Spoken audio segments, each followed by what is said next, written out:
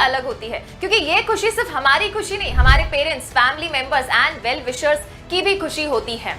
और after endless interviews and hard work जब finally हमें अपना मन चाहा ऑफर मिलता है तो हम इमीडिएटली उसे एक्सेप्ट कर लेते हैं। लेकिन एक मिनट, आपने ये ऑफर एक्सेप्ट करने से पहले उसे अच्छे से पढ़ा?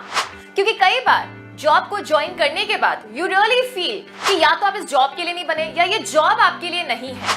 You are not able to fit yourself into that particular job. तब जाके लगता है कि शायद हमने ऑफर को एक्सेप्ट करने में थोड़ी जल्दीबाजी कर ली। और आज के शॉर्ट वीडियो में हम यही चीज को अवॉइड करने के लिए देखेंगे कि कौन सी वो 7 इंपॉर्टेंट चीज है जो हमें ध्यान रखनी चाहिए before accepting any job offer. First and foremost चीज ध्यान रखने वाली ये है कि आपका उस पर्टिकुलर जॉब में रोल और रिस्पॉन्सिबिलिटी क्या है।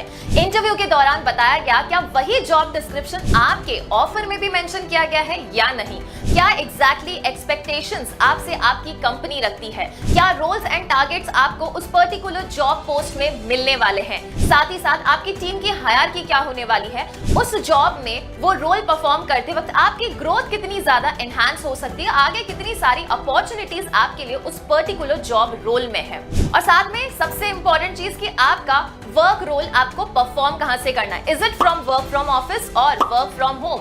क्योंकि मोड ऑफ वर्क के अकॉर्डिंग आपका पे स्केल भी वेरी कर सकता है। Second is check out all the important dates. आपका प्रोबेशन पीरियड एग्जैक्टली कितने टाइम का रहने वाला है? प्रोबेशन टाइम पीरियड स्टार्ट कब से होगा, फिनिश कब से होगा? आपका एक्चुअल ज्वाइनिंग डेट क्या रहने वाला है? एंड पीरियड ऑफ नोटिस कब आपको सर्व करना होगा? In case if you want to resign from the job before the completion of the time duration mentioned in your bond, तो आपको कितने टाइम पीरियड का नोटिस अपनी कंपनी को सर्व करना पड़ेगा? या फिर अगर आपकी कंपनी आपको टर्मिनेट करना चाहती है तो कितने महीने पहले आपकी कंपनी आपको नोटिस देगी? Third is CTC versus in hand. Company अक्सर जॉब ऑफर में आपको सीटीसी मेंशन करके देती है, लेकिन जब इन हैंड सैलरी आने की बात होती है तो थोड़ी अलग होती है। इसीलिए आपको जॉब ऑफर के वक्त ही एक्सेप्टेंस से पहले अपनी कंपनी से, दैट इज हायरिंग टीम से, ये क्लियरली जान लेना है कि एग्जैक्टली आपके खाते में ग्रॉस सैलरी, एग्जैक्ट सैलरी कितनी आने वाली है। क्योंकि कई बार आपकी जो एक्चुअल सीटीसी है उसमें से काफी सारे टैक्स एंड जो भी अमाउंट्स होते हैं वो डिडक्ट करके आपको इन हैंड बैंक में डाला जाता है। जब सैलरी की बात आई है तो इसके साथ आपको 2 इंपॉर्टेंट चीजें जानना जरूरी है। फर्स्ट इज कि आपकी कंपनी किसी भी एम्प्लॉय को एवरेज हाइक कितना और कितने टाइम बाद देती है, क्योंकि इसके अकॉर्डिंग ही आप अपने खर्चे, एक्सपेंसेस मैनेज कर पाएंगे।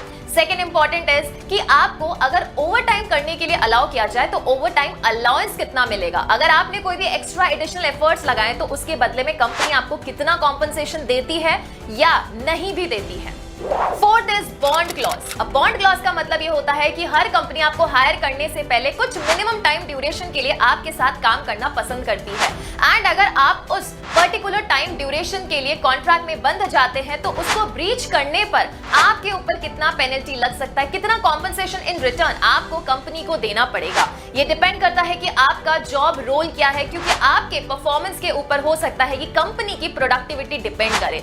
सो उस वजह से हो सकता है कि आपके ऑफर में ये क्लियर कट मेंशन हो कि आप इतने टाइम ड्यूरेशन के लिए कंपनी के साथ बॉन्ड में बंधे हुए हैं एंड इन केस अगर ब्रीच करते हैं तो डेफिनेटली आपको कंपनी को डैमेजेस देने पड़ेंगे। Fifth thing is leave policy. आपको ये पता होना चाहिए जॉब ऑफर के वक्त ही कि एग्जैक्टली मंथ में आपको कितनी लीव मिलने वाली है, आपका वर्किंग ड्यूरेशन क्या रहने वाला है, इज इट नाइट शिफ्ट और इवनिंग शिफ्ट और मॉर्निंग शिफ्ट। साथ में ये भी पता हो कि प्रोबेशन पीरियड में आप कितनी लीव ले सकते हैं और 1 महीने में आपको अगर एडिशनल लीव लेनी पड़े तो क्या उस मामले में आपको वेजेस मिलेंगे या नहीं मिलेंगे। That is leave with payment and without payment, दोनों के बारे में क्लैरिटी बहुत जरूरी है। Sixth and the very important point is additional benefits, जो अक्सर हम इग्नोर कर देते हैं, लेकिन अपने जब फ्रेंड्स को दूसरी कंपनीज में इन एडिशनल बेनिफिट्स का फायदा उठाते हुए देखते हैं तो रिग्रेट होता है कि काश हम भी अपनी कंपनी से पूछ लेते।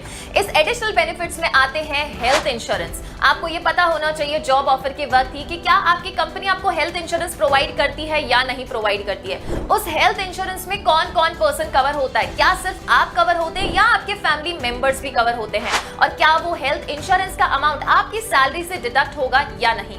साथ में अगर कोई ओवर टाइम अलाउंस है या फिर आपके ट्रैवलिंग अलाउंस है, रीलोकेशन अलाउंस है, तो उसके लिए कंपनी खुद से पे करेगी या फिर वो पैसा भी आपकी खुद की जेब से जाएगा। काफी सारी कंपनीज अपने पुराने एम्प्लॉइज को रिटायरमेंट बेनिफिट्स भी देती है, तो ऑफर के वक्त ये अपनी कंपनी से क्लियरली पूछ लें कि क्या आपको वो रिटायरमेंट बेनिफिट्स देंगे या नहीं देंगे, और साथ ही साथ कितना टैक्स डिडक्ट करने वाले हैं वो आपकी सैलरी में से। तो आपको ये अच्छे से पता होना चाहिए कि PF, ESI, TDS and gratuity exactly कितनी आपके सैलरी में से डिलीट होने वाली है या फिर डिडक्ट होके वो सैलरी आपको इन हैंड बैंक में मिलने वाली है। इसी एडिशनल बेनिफिट्स में आता है एम्प्लॉयर्स राइट, जो आपको जॉब ऑफर के वक्त जरूरत तो नहीं लगती, लेकिन जब आप काम करना शुरू करते तब आपको महसूस होता है कि एम्प्लॉयर्स राइट आपको डे 1 से पता होना चाहिए था, जहां पे आप अपने हायरिंग टीम से ये पूछ सकते हैं कि क्या उनकी कंपनी में कोई ग्रीवेंस सेल है, who will be the appropriate authority और द पर्सन जिसको आप अप्रोच कर सकते हैं इन केस अगर कोई भी टीम में डिस्प्यूट होता है या आप किसी भी चीज से खुश नहीं है या कोई आपके एफर्ट्स को रिस्पॉन्ड ना करे। साथ ही साथ आपको ये भी पता हो कि स्पेसिफिकली फीमेल्स के साथ अगर सेक्सुअल हैरेसमेंट हो या असॉल्ट हो तो क्या वहां पे कोई कंप्लेंट कमेटी बनी हुई है ऐसी फीमेल्स का राइट प्रोटेक्ट करने के लिए या नहीं। Seventh and the most important point is non disclosure agreement, जिसके बारे में हम अक्सर इग्नोर कर देते हैं। ये आपने जनरली देखा होगा कि जब आप किसी अच्छी और बड़ी कंपनी में काम करते हैं तो जनरली लोग सबसे पहले आपसे आपके अचीवमेंट से पहले आपकी सैलरी पूछते हैं, और बहुत सारी ऐसी कंपनीज हैं जो कि आपको नॉन डिस्क्लोजर एग्रीमेंट में बांध देती है, जहां पे आप अपने जॉब का ड्यूरेशन और सैलरी किसी को भी डिस्क्लोज नहीं कर सकते हैं।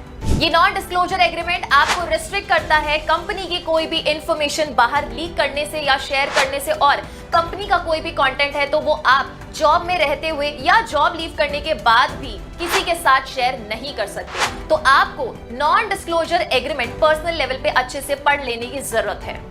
तो ये तो सारी चीजें हुई वो जो हमें ध्यान रखनी है जब हम जॉब ऑफर को एक्सेप्ट कर रहे हैं, लेकिन जब आप किसी जॉब को लीव कर रहे हैं तब भी कुछ ऐसी अहम चीजें हैं जो हमें जान लेनी जरूरी है, वरना जॉब से रिजाइन करने के बाद आपको पता चलता है कि ये चीजें या ये डॉक्यूमेंट्स आपको रिक्वायर्ड थे। जब भी आप किसी कंपनी से रिजाइन कर रहे हैं या आपको उस कंपनी से टर्मिनेट किया जाता है तो आपको 3 इंपॉर्टेंट चीजें या 3 इंपॉर्टेंट डॉक्यूमेंट अपनी कंपनी से कलेक्ट करना है। First is the TDS certificate, जो आपको आगे हेल्प करेगा आपके आईटीआर फाइलिंग में। सेकंड इज एक्सपीरियंस सर्टिफिकेट, जो आपकी कंपनी आपको देगी ये बताते हुए कि आपने कितने ड्यूरेशन के लिए उनके यहाँ पे क्या परफॉर्म या क्या जॉब रोल एक्चुअल में परफॉर्म किया था, एंड साथ ही साथ आपका परफॉर्मेंस कैसा रहा है। And third is in case अगर आपने खुद अपनी साइट से रिजाइन किया है तो एक अप्रूव्ड रेजिग्नेशन लेटर आपकी कंपनी आपको देगी, जहां पे क्लियर कट मेंशन होता है कि आपने वॉलंटरी बेसिस पे उस कंपनी से रिजाइन किया है और आपके ऊपर कोई भी डैमेजेस या कॉम्पनसेशन इंपोज नहीं किए गए हैं। दैट इज टू से अब आप कंपनी की तरफ कोई भी लायबिलिटी होल्ड नहीं करते हैं। ये तीनों ही डॉक्यूमेंट्स आपको हर केस में अपनी कंपनी छोड़ते वक्त कंपनी से ले लेना जरूरी बनता है। तो ये तो हमने वो चीजें देखी जो आपको ध्यान रखनी है जब आप ऑफर को एक्सेप्ट कर रहे हैं तब और कंपनी को लीव कर रहे हैं तब। लेकिन अब हम बात करेंगे उस चीज की जो आप जॉब रोल परफॉर्म करते वक्त फेस करेंगे, that is the job culture and environment. काफी बार आपको देखने को मिलेगा कि आपके कल्चर एंड एनवायरनमेंट में आपको बहुत सारा कंपटीशन दिख रहा है, लेकिन आपको इस कंपटीशन को कभी भी पर्सनली नहीं लेना है और सिर्फ प्रोफेशनल तरीके से ही उसको डील करना है। In such a case, you just have to focus on your goal, because आपका गोल और आपका परफॉर्मेंस ही आपको स्टार बनाएगा। And for a better performance, it is very necessary that with time you keep upgrading your personality and skills. Enhanced and upgraded skills के वजह से ही एक company में हम प्रोडक्टिव माने जाते हैं, एंड किसी भी कंपनी के लिए हमारा एसेट बनना बहुत जरूरी है। तभी कंपनी हमें वैल्यू कर पाती है और हम कंपनी को वैल्यू कर पाते हैं। सो ये वो सारी चीजें थी जो कि आपको एक जॉब रोल के दौरान देखने को मिलेगी, और इन सारी चीजों का आपको ध्यान भी रखना चाहिए। और वो कौन से टॉपिक्स है जो आप चाहते हैं कि लॉ वाला चैनल पर आप सबके लिए प्रिपेयर की जाए या फिर जिससे रिलेटेड एक जनरल अवेयरनेस क्रिएट किया जाए, do let me know in the comment section.